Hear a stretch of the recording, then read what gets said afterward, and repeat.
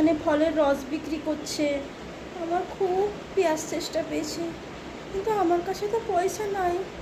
যাই, কাকাটার কাছে যাই, যদি আমাকে একটু ফলের রস দেয়। খাবো কাকা। কত দাম গো? কত দাম কাকা? আমাকে একটু দিবেন কাকা? আমাকে আপনি তাড়িয়ে দিচ্ছেন কাকা, একটু ফল দিন না, আপনার কাছে তো অনেক ফল আছে কাকা।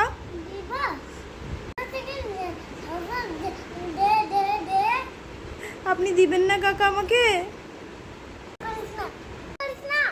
আমি মাথা খারাপ করিনি কাকা, আমাকে একটু রস দিন কাকা।